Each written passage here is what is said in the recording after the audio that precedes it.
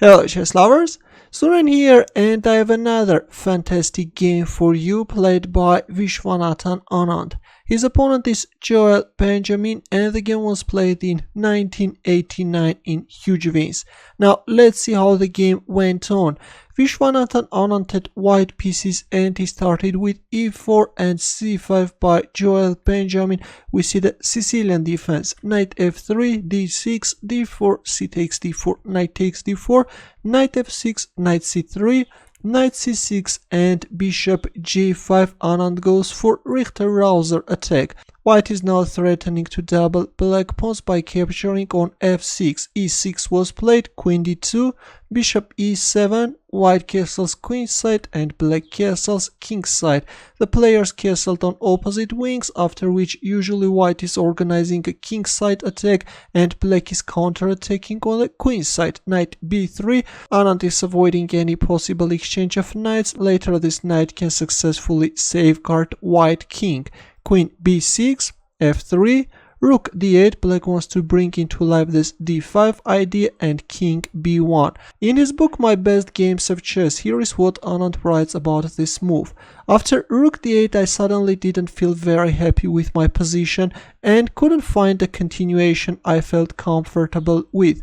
Then I suddenly brightened up because I saw a little trick. After king b1, if black plays a6, then white gains time owing to the threat of bishop b6. White can play bishop e3, if queen c7 then queen f2. So king b1 is really to provoke a6. Later on it was discovered that this doesn't really matter because black's counterplay consists of knight d7 and b5 in any case, but we didn't know that in 1989.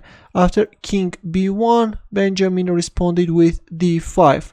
Here comes bishop takes f6 and d takes e4, which is a terrible mistake. It was better to recapture on f6. If e takes d5, then bishop takes c3 and then e takes d5, though still white has a slight advantage. But after bishop takes fc, we see d takes e4, and here Anand went for a mind-blowing sacrifice. He played bishop takes e7. He is offering a whole queen. Rook takes d2 was played and knight takes d2. And actually it turns out that this bishop on e7 is untouchable. Now if, for example, knight takes e7, then white can play knight c4.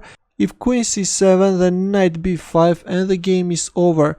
The queen should safeguard the d8 square, otherwise can get checkmated, and it turns out that black is losing his queen, and in the end of the day white is simply a piece up.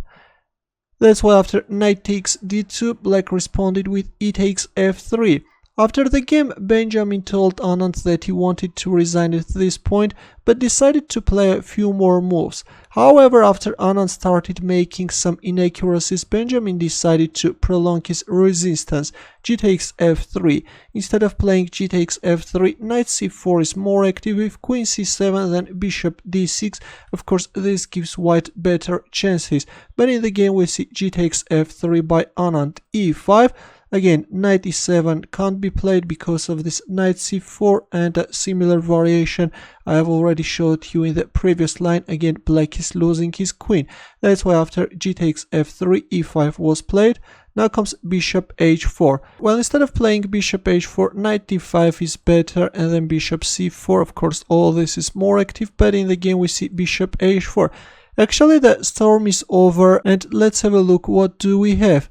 Anand got two pieces and a rook against the queen, which is a sufficient material, even more against the queen, and of course white has an advantage.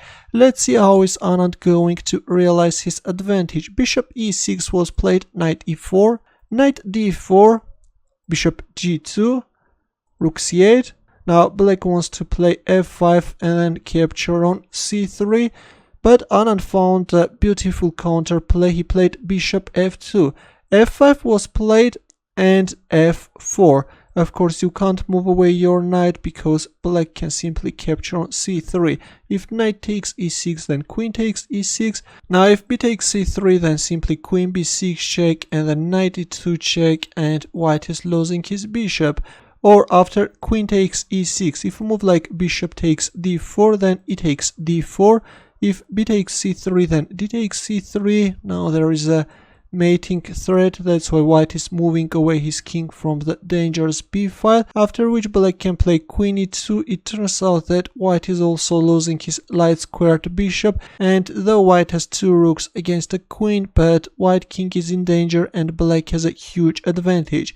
That's why after f5 Anand responded with f4. He allows black to win the knight on e4, but now he's capturing on e5, and now he will try to win back the lost piece. Rook c4, black is protecting the knight, and rook e1. Instead of playing rook e1, of course, knight e2 gives white better chances, but in the game we see rook e1. Rook b4, black is coming after the pawn on b4, and king c1.